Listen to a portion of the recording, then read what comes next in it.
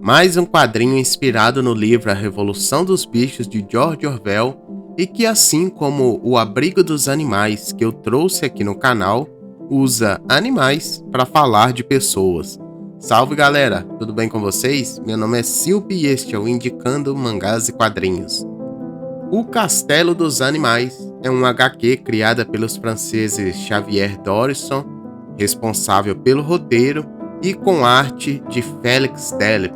Esta HQ foi lançada em 4 volumes na França de 2019 até 2025 e foi lançado agora em 2026 aqui no Brasil pela editora Nemo em uma edição integral com esses 4 volumes em um só. É um HQ que me conquistou de cara pela parte estética. Esta capa imponente que traz a soberania do touro Silvio, imerso na escuridão de sua razão, a milícia de cães posturados em reverência e aguardando uma possível ordem de ataque, e a gatinha Miss Bangalore, minúscula, diante de um inimigo gigante, sendo iluminada pela luz da esperança que corta o vitrô da janela.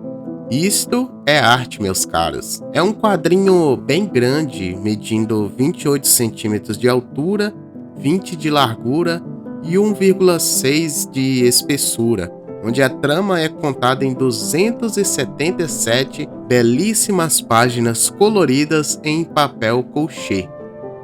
Há muito tempo, homens construíram um castelo e que depois se tornou uma fazenda. Não se sabe o motivo, mas um dia eles abandonaram este lugar. Após a saída dos homens, os animais tomaram controle dali. Construíram uma sociedade sem o domínio e o controle dos humanos. O castelo agora é governado pelo presidente Silvio, um touro tirano e que controla todos por meio do medo, por meio da força e muitas vezes por meio do sangue de outros animais. Silvio possui uma milícia de cães que obedecem às suas ordens sem hesitar. O Castelo dos Animais nos choca nas primeiras páginas quando de cara nos coloca no meio de uma condenação de uma galinha chamada Adelaide. E qual foi o seu crime? Ela havia escondido um de seus ovos e, pela lei do tirano Silvio, todo animal precisa entregar o fruto do seu trabalho para o celeiro. Em um fosso que eles chamam de pelourinho, a ordem é dada e Adelaide é destroçada pela milícia de cães. Uma condenação injusta e muito cruel. A protagonista desta história é Miss Bangalore, uma gatinha de pelagem branca e mãe de 2 gatinhas ainda pequenas. Ela é viúva, sendo que seu marido também foi executado após ser acusado de roubar comida do celeiro. Miss B, como é chamada, trabalha puxando blocos bem mais pesados do que ela para alimentar a construção de uma torre feita para agradar a primeira-dama.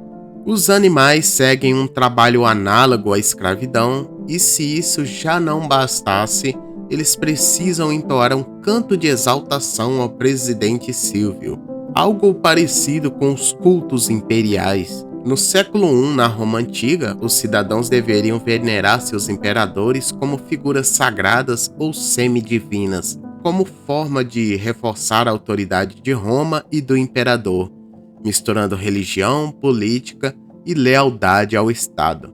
Mas voltando ao quadrinho, a população claramente não está satisfeita. Uma gansa chamada Marguerite se revolta contra o governo do presidente. Outros animais também tomam as dores dela e partem para cima, mas são mortos pela milícia de cães. O corpo de Marguerite é pregado na parede com uma margarida enfiada em seu bico, talvez uma piada com o nome da gansa e um aviso a quem ousasse bater de frente com o governo. Tempos depois, um rato chamado Azelar entra clandestinamente nas imediações do castelo e faz uma apresentação teatral para a classe trabalhadora de animais e, de forma bem inteligente, ele zomba do governo.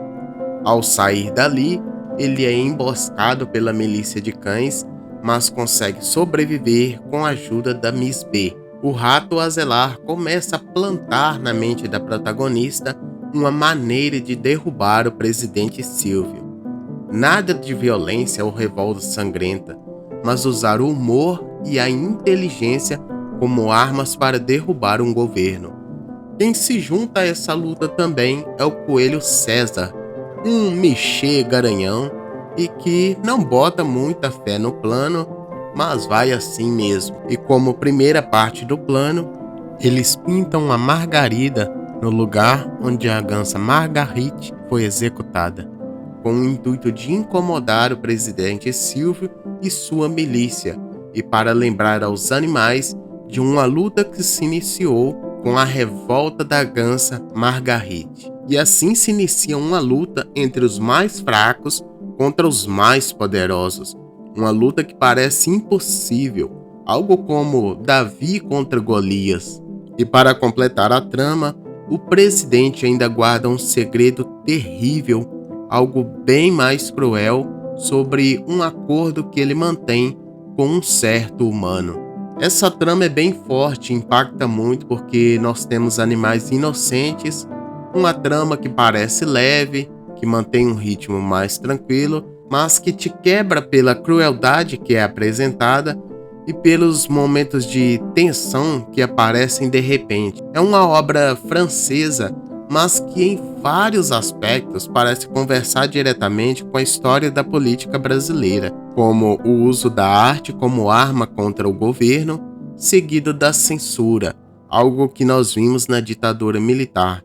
A campanha das diretas já, onde a população exigia que pudesse escolher seu presidente por meio do voto, ou esta parte aqui do quadrinho que se assemelha muito ao voto de Cabresto, um pato contando os votos para a população e sendo obrigado a mentir, caso contrário, um dos cães da milícia que estava escondido atrás dele o mataria. Além disso, nós temos uma crítica muito forte sobre a alienação da população. Silvio é um touro tirano que maltrata o povo, governa por meio do medo instaurado pela milícia de cães e das condenações no Pelourinho. Por causa desse governo, muitos ficaram sem lar e sem comida, sendo obrigados a trabalhar como escravos e até perdendo seus entes queridos. Mas quando é chegado o tempo das eleições, Silvio se coloca como um bom moço e todos que sofriam nas mãos dele agora se jogam aos seus pés, acreditando em suas promessas. Até parece a nossa querida população brasileira que se vende por um botijão de gás e uma cesta básica. A arte é muito linda. Em vários momentos eu nem sentia que estava lendo um HQ, parecia que eu estava assistindo uma animação. O estilo visual e a paleta de cores me lembraram animações clássicas como Aristogatas da Disney e Fievel, um conto americano. E aí, quem lembrava dessa?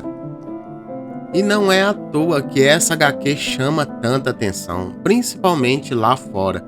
O primeiro volume entrou na seleção oficial do Festival Internacional de Quadrinhos de Angoulême e a publicação americana chegou a receber indicação ao Prêmio Eisner. A força da obra está justamente nesse contraste. Visualmente, ela parece uma animação clássica e narrativamente é uma fábula política dura sobre ditadura, medo e resistência não violenta. E eu tenho certeza que essa publicação aqui no Brasil chamará muita atenção. Para mim, o único ponto negativo desta HQ é que as letras são pequenas e a fonte é fina, o que torna a leitura visualmente cansativa. Mas como a história é muito boa, dá para relevar. Confesso para vocês que eu fiquei apaixonado por esta HQ. Mesmo com esse detalhe, minha nota final é um 10 de 10. Inscreva-se no canal e me siga lá no Instagram, indicando mangás e quadrinhos, tudo junto e sem acento. Sapé com like bem gostoso aí, galera. Até a próxima.